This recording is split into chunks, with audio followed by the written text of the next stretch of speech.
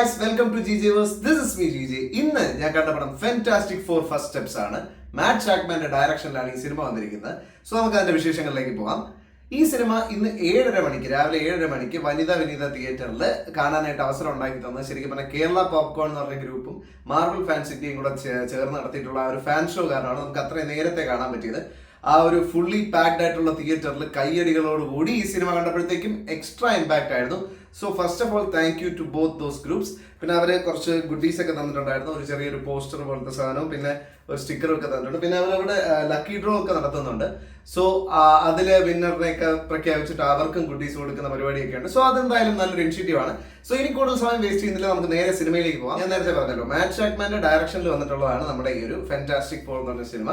പേര് പോലെ തന്നെ ഫസ്റ്റ് സ്റ്റെപ്സ് ആണ്. ഇതൊരു പുതിയ ഫാന്റാസ്റ്റിക് ഫോർ, ഇതുവരെ വന്നിട്ടുള്ള ഫാന്റാസ്റ്റിക് ഫോർ അല്ല, പുതിയൊരു ഫാന്റാസ്റ്റിക് ഫോറിന്റെ തുടക്കമാണ് ഈ ഒരു സിനിമ. സോ ഇതില് പ്രധാനമായിട്ടുള്ള മിസ്റ്റർ ഫാന്റാസ്റ്റിക് അല്ലെങ്കിൽ ആ ഒരു സ്മാർട്ട് ആയിട്ടുള്ള ക്യാരക്ടർ ആയിട്ടുള്ള റീഡ് റിച്ചാർഡ്സ് പ്ലേ ചെയ്തിരിക്കുന്നത് പെട്രോ പാസ്കൽ ആണ്. പെട്രോ പാസ്കൽ നമുക്കറിയാം, ലാസ്റ്റ് ഓഫ് അസിലൂടെ നമ്മൾ കണ്ടിട്ടുള്ളതാണ്. ജോയൽ എന്ന് പറഞ്ഞ ക്യാരക്ടറിനെ ഇതിലും കൂടുതൽ മനോഹരമായി ആർക്കും ചെയ്യാൻ പറ്റാത്ത വിധത്തിൽ അടിപൊളിയായിട്ട് ചെയ്തു വെച്ച ഒരു ആക്ടറാണ് പെട്രോ പാസ്കൽ. സോ അദ്ദേഹത്തിന്റെ നേതൃത്വത്തിലുള്ള 4 super heroes fantastic four. So fantastic ഫോറിന്റെ കഥ എന്തെന്ന് അറിയാത്തവർക്ക്, അതായത് ഇതിനകത്ത് ഞാൻ പറഞ്ഞല്ലോ മറ്റേ സൂപ്പർമാൻ സിനിമ പോലെ തന്നെ ഇതിലും ഇടയിൽ നിന്നാണ് തുടങ്ങുന്നത്, അല്ലാതെ from the scratch fantastic four എങ്ങനെ ഉണ്ടായി എന്നൊന്നും കാണിക്കുന്നില്ല. ബിക്കോസ് ഒരുപാട് ഫാന്റാസ്റ്റിക് ഫോർ മൂവീസ് വന്നിട്ടുണ്ട്. സോ അതറിയാത്തവർക്കായിട്ട് ഞാൻ കുറച്ച് നേരം ഒന്ന് പറഞ്ഞുതരാം.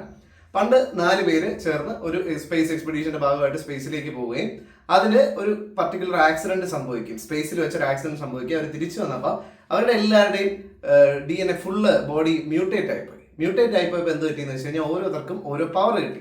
പവർ എന്ന് പറഞ്ഞാൽ ഇപ്പോൾ റീഡ് റിച്ചാർഡ്സിനാണെങ്കിൽ ശരീരത്തിലെ ഏത് ഭാഗം എത്ര വേണോ സ്ട്രെച്ച് ചെയ്യാം, ഒരു റബ്ബർ ബാൻഡ് പോലെ വലിഞ്ഞ് എന്ത് വേണോ ചെയ്യാം, അങ്ങനത്തെ ഒരു സ്ട്രെച്ചിങ് പവർ കിട്ടിയിട്ടുണ്ട്. പിന്നെ സൂസ്റ്റോം എന്ന് പറഞ്ഞിട്ട് അതിലൊരു റീഡ് റിച്ചാർഡിന്റെ ഭാര്യയായിട്ടുള്ള അവരുടെ പവർ എന്ന് പറഞ്ഞു കഴിഞ്ഞാൽ അവർക്ക് ഇൻവിസിബിൾ ആകാൻ പറ്റും. പിന്നെ ഫോഴ്സ് ഫീൽഡൊക്കെ ക്രിയേറ്റ് ചെയ്ത് അത്തരത്തിലുള്ള ഒരു പവറാണ് അവർക്ക് കിട്ടിയിട്ടുള്ളത്.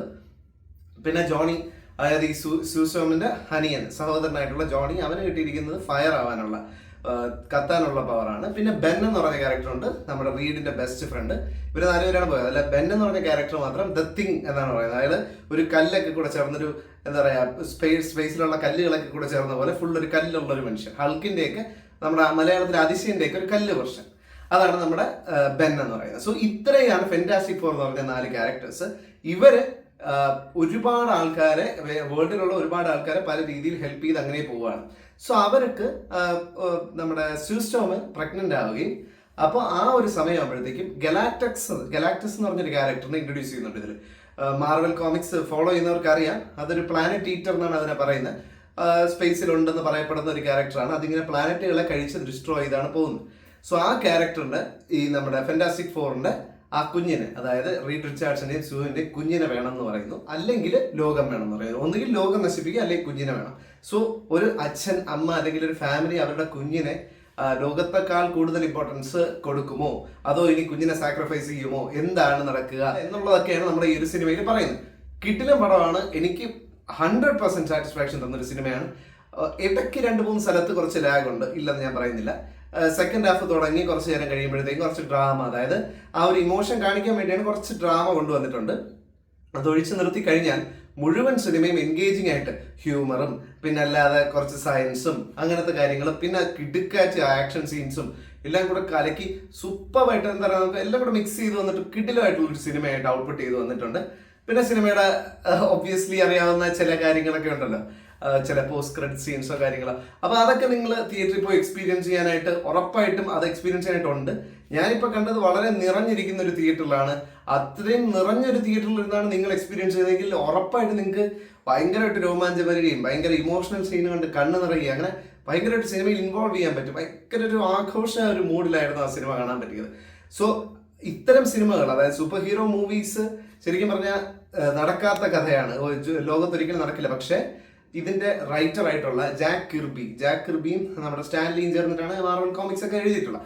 അപ്പൊ അതിൽ ജാക്ക് കിർബിയുടെ ഒരു സെയിങ് ആയിട്ട് പറഞ്ഞിട്ടുണ്ട്, ഓരോ ക്യാരക്ടറിലും അദ്ദേഹത്തിന്റെ ഒരു അംശം കൊടുത്തിട്ടുണ്ട്. അതുകൊണ്ട് നമുക്ക് ഒരു ഹ്യൂമൻലി ഫീൽ കൊണ്ടുവന്നിട്ടുണ്ട് ഇതിൽ എല്ലാ ക്യാരക്ടേഴ്സിനും. സൂപ്പർ ഹീറോ ആണ്, നടക്കാത്ത കഥയാണെന്നൊന്നും തോന്നുന്നില്ല. കാരണം നമ്മൾ അത്ര ഇമോഷണൽ കണക്ഷൻ കാരണം നമ്മൾ ആ സിനിമയിൽ ഇതൊക്കെ നടക്കുന്നതാണ്, ഇതൊക്കെ ഇങ്ങനെ ശരിക്കും നടക്കുന്നുള്ള രീതിയിൽ നമ്മൾ അത്ര ഇൻവോൾവ് ആവും. പിന്നെ എല്ലാ ഒരു പ്രതീക്ഷയുടെ കഥകളാണല്ലോ. അപ്പൊ അത്തരത്തിൽ ഭയങ്കര രസമുള്ള ഭയങ്കര പ്രതീക്ഷ നൽകുന്ന ഒരുപാട് എന്താ പറയുക പുതിയ തുടക്കങ്ങൾക്ക്, അതായത് ഇനി വരാൻ പോകുന്ന മാർവലിന്റെ കുറച്ച് നാൾ മാർവലിൽ ഒന്ന് ഡൗൺ ആയിരിക്കുകയായിരുന്നു. അപ്പൊ ഇനി വരാൻ പോകുന്ന മാർവലിന്റെ കിടിലം പടങ്ങൾക്ക് ഒരു എന്താ പറയുക ഒരു കത്തിക്കലാണ് ഇവിടെ നിന്ന് തുടങ്ങിയിരിക്കുന്നത്.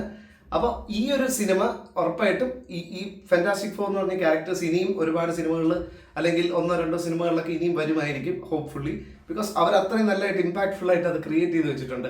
ആ 4 ക്യാരക്ടേഴ്സിന്റെയും അവരുടെ ഇടയിലെ ബോണ്ടിങ്ങും. ശരിക്കും ഫാന്റാസ്റ്റിക് ഫോർ കുറച്ച് നാൾ മുമ്പ് ഇറങ്ങിയ ഒരു സിനിമ ഉണ്ടായിരുന്നു, ഇടക്കാലത്തല്ല കുറച്ച് നാൾ മുമ്പ്. അതായത് ഫസ്റ്റ് ഫാന്റാസ്റ്റിക് ഫോർ എനിക്ക് തോന്നുന്നു എസ്റ്റാബ്ലിഷ് ആയിട്ട് വന്ന ആദ്യത്തെ ഫാന്റാസ്റ്റിക് ഫോർ നമ്മുടെ ക്യാപ്റ്റൻ അമേരിക്കയായിട്ട് അഭിനയിച്ച് നടന്ന ഹ്യൂമൻ ടോർച്ച് എന്ന് പറഞ്ഞ ക്യാരക്ടർ പ്ലേ ചെയ്ത് ആ സിനിമയിൽ ഉണ്ടാക്കിയതിനേക്കാൾ ഓളം ഈ സിനിമ ഉണ്ടാക്കും. കാരണം എന്താണെന്ന് വെച്ച് കഴിഞ്ഞാൽ ഇത് ഒരു 80s 90s ആ ഒരു കാലഘട്ടത്തിൽ സെറ്റ് ചെയ്തിരിക്കുന്ന രീതിയിലും സോ അപ്പോഴുണ്ടായിരുന്ന ലോകം, അന്നത്തെ ആൾക്കാരുടെ ഒരു ഇടപെടൽ, അവരുടെ ഡ്രസ്സിങ് സ്റ്റൈല്, അന്നത്തെ കാർട്ടൂൺസ്, സിനിമകള്, ആൾക്കാർ ഓരോ കാര്യങ്ങൾ പെർസീവ് ചെയ്യുന്ന രീതി, ഇന്നത്തെ പോലെ സ്മാർട്ട് ഫോൺസോ കാര്യങ്ങളോ ഒന്നുമില്ല.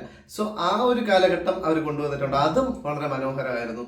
പിന്നെ ഇതിൻ്റെ അകത്ത് മോൾമാൻ എന്ന് പറഞ്ഞൊരു ക്യാരക്ടർ ഭൂമിയുടെ അടിയിൽ മറ്റൊരു ലോകം സൃഷ്ടിച്ച് താമസിക്കുന്നതൊക്കെ കാണിക്കുന്നുണ്ട്. അതും ഒക്കെ എല്ലാം കൊണ്ടും ഭയങ്കര ഒരുപാട് കോമിക്കലും ആയിട്ട് ആക്യുറേറ്റ് ആയിട്ടുള്ള ഒരുപാട് സംഭവങ്ങൾ നിറച്ചു വെച്ചതാണ് നമ്മുടെ fantastic four first steps. So ഇതിന് ഞാൻ റേറ്റിംഗ് കൊടുക്കുകയാണെങ്കിൽ 4 out of 5 ആണ് കൊടുക്കുന്നത്. ആ ഒരു സ്റ്റാർ കുറയ്ക്കാൻ കാരണം എന്താണെന്ന് വെച്ച് കഴിഞ്ഞാൽ ഇതിനകത്തുള്ള ലാഗുകളാണ്. അവിടെ ഇവിടെ ആയിട്ട് കുറച്ച് ലാഗിങ് പോർഷൻസ് ഉണ്ട്. നമ്മളിങ്ങനെ ഇടയ്ക്കൊന്ന് ഫോൺ എടുത്ത് നോക്കി എത്ര മണിയായി എന്ന് നോക്കുന്ന രീതിയിൽ ഒരു തോന്നലുണ്ടാകുന്നുണ്ട്. ഇപ്പം ചില സിനിമകളാണെങ്കിൽ നമുക്ക് അങ്ങനെ തോന്നില്ല, ഫുള്ളി എൻഗേജ്ഡ് ആയിട്ടിരിക്കും. പക്ഷേ ഇതിൽ ഇടയ്ക്കൊന്ന് എവിടെയൊക്കെയോ ഒന്ന് പാളിയിട്ടുണ്ട്. പിന്നെ ഇതിന് ഏറ്റവും എലവേഷൻ കൊടുത്തിരിക്കുന്ന സാധനം ഇതിന്റെ മ്യൂസിക് ആണ്. നമുക്ക് ആ കേൾക്കുമ്പോൾ തന്നെ ഫാന്റാസ്റ്റിക് ഫോർ എന്നൊരു മ്യൂസിക് ഉണ്ട്, ഭയങ്കര രസമാണത്. നല്ല മൊമെന്റ്സിൽ അതിട്ട് ഭയങ്കരമായിട്ട് എലിവേറ്റ് ചെയ്തിട്ടുണ്ട്. മൊത്തത്തിൽ എനിക്ക് ഭയങ്കരമായിട്ട് ഇഷ്ടപ്പെട്ട ഒരു സിനിമയാണ്. സോ നിങ്ങൾ ഈ സിനിമ കണ്ടവരാണെങ്കിൽ നിങ്ങളുടെ അഭിപ്രായങ്ങൾ കമന്റ് ബോക്സിൽ രേഖപ്പെടുത്തുക. ഞാൻ എൻ്റെ അഭിപ്രായമാണ് ഇപ്പോൾ പറഞ്ഞത്, അത് ഞാൻ സ്ട്രിക്ട്ലി പേഴ്സണലാണ്, എനിക്ക് സ്വയം ഫീൽ ചെയ്ത കാര്യമാണ്. സോ എന്തായാലും നിങ്ങൾക്ക് ഈ വീഡിയോ ഇഷ്ടപ്പെട്ടെങ്കിൽ ലൈക്ക് ചെയ്യുക, ഫ്രണ്ട്സിനും ഫാമിലിക്കും എല്ലാവർക്കും ഷെയർ ചെയ്ത് കൊടുക്കുക. GJVers എന്ന് പറഞ്ഞ ഈ ചാനൽ ഒന്ന് സബ്സ്ക്രൈബ് ചെയ്യുക. ബെൽ ബട്ടൺ കൂടി എനേബിൾ ചെയ്ത് കഴിഞ്ഞാൽ ഞാൻ അപ്ലോഡ് ചെയ്യുന്ന വീഡിയോസിൻ്റെയൊക്കെ നോട്ടിഫിക്കേഷൻസ് നിങ്ങൾക്ക് അപ്പോൾ കിട്ടുന്നതായിരിക്കും. സോ മറ്റു വീഡിയോ കാണാം. അതുവരെ it's me signing off. By.